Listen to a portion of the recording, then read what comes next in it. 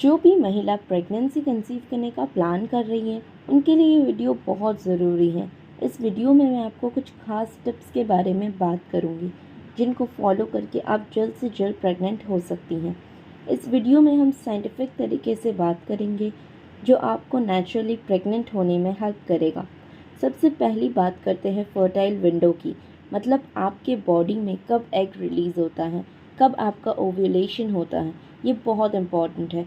बहुत से लोग रिलेशन तो रखते हैं लेकिन फिर भी प्रेगनेंसी नहीं होती है, क्योंकि जब ओव्यूलेशन होता है तब वो रिलेशन नहीं रखते हैं।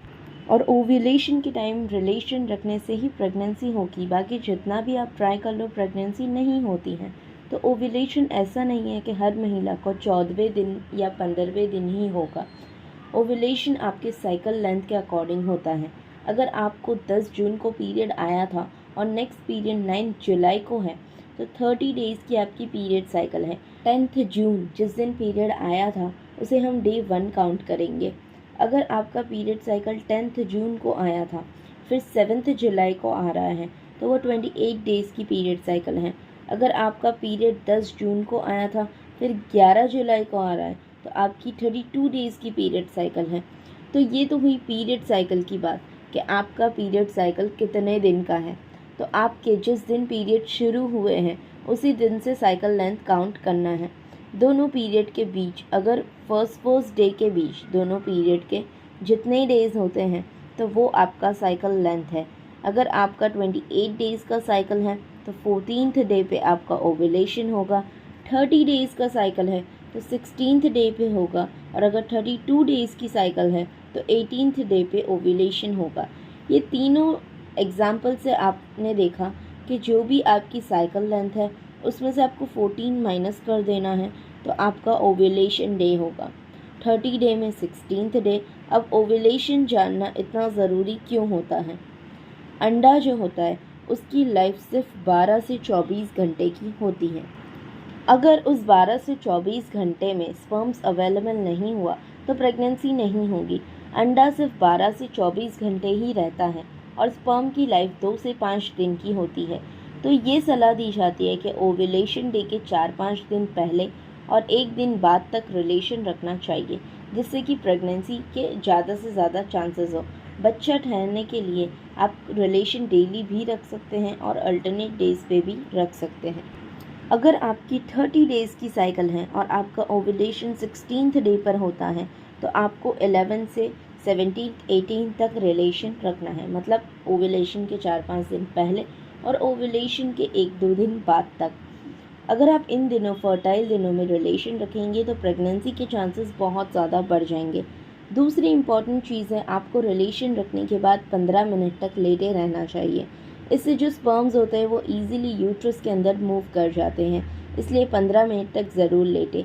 जब भी कोई इनफर्टिलिटी ट्रीटमेंट होता है जैसे कि IUI या IVF होता है तब भी 15 मिनट्स लेटाते हैं ताकि स्पर्म्स अंदर तक आसानी से मूव हो जाए। तो आपको भी ये टिप ज़रूर फॉलो करनी है। तीसरी इम्पॉर्टेंट चीज़ है, आपको डाइट का खास ध्यान रखना है। डाइट के अंदर हरी सब्जियां और फल अधिक मात्रा में लें। ड्राई फ्रूट्स और बीन्स भी अच्छी मात्रा में आपको लेना है। अगर आप अच्छी मात्रा में हरी सब्जियां, नट्स वगैरह लेंगे तो उसमें एंटीऑक्सीडेंट्स जो होते हैं वो एग और स्पर्म की क्वालिटी को बेहतर बनाएंगे। तो हस्बैंड वाइफ दोनों को ही एकदम अच्छी डाइट रखनी है। डाइट तो आपको अच्छी लेनी है लेकिन महिला को स्पेसिफिकली पपीता और पाइनएप्पल नहीं लेना है, क्योंकि उसमें कुछ ऐसे एंजाइम्स होते हैं जो मिसकैरेज के चांसेस को बढ़ाते हैं। तो पपीता और पाइनएप्पल नहीं लेना है। उसके अलावा सभी फल सब्जियां, खास करके पालक है, ब्रोकली है, ये सब आपको अच्छी मात्रा में लेना है। जंक फूड, ऑयली फूड आपको अवॉइड करना है, क्योंकि जब जंक फूड लेते हैं तो उसमें हार्मोनल इम्बैलेंस होता है। तो प्रेग्नेंट होने के लिए महिला का हार्मोनल बैलेंस होना बहुत ज़रूरी है।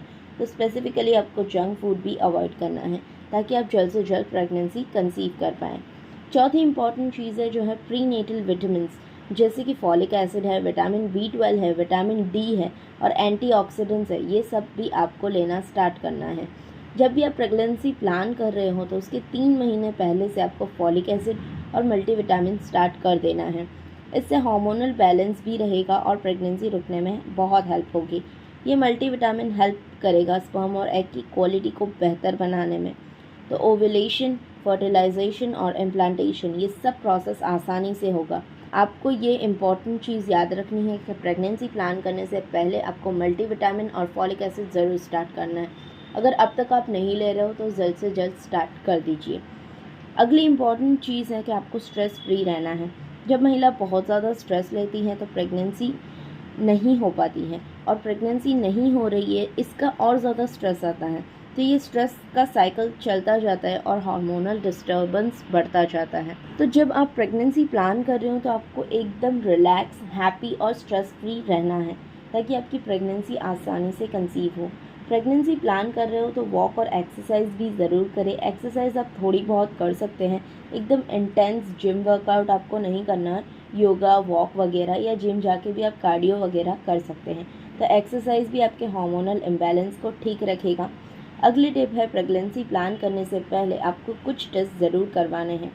ये आपको काफ़ी टाइम से अगर आप ट्राई कर रहे हो और आपकी प्रेगनेंसी नहीं हो पा रही है तो आपको थायराइड का टेस्ट ज़रूर करवाना चाहिए, क्योंकि बहुत बार अगर थायराइड हिला हुआ रहता है तब भी कंसीव करने में दिक्कत आती है। कुछ फीमेल हार्मोन्स होते हैं जैसे कि प्रोलैक्टिन, LHS, FHS वगैरह, और एक स्पर्म काउंट होता है, इनका भी बेसिक टेस्ट आपको करवाना है। बाय चांस अगर थायराइड वगैरह हो तो प्रेगनेंसी से पहले ही आप उसे ट्रीट कर सको।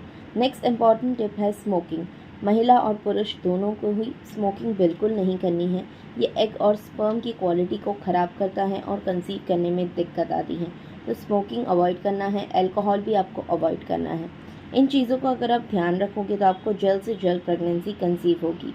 अगली इम्पॉर्टेंट बात है, अगर आप 1 साल से ज़्यादा ट्राई कर रहे हो, आपको ट्राई करते हुए 1 साल से ऊपर हो गया है, तो आपको डॉक्टर को ज़रूर कंसल्ट करना चाहिए, क्योंकि नॉर्मली 1 साल में कंसीव हो जाता है।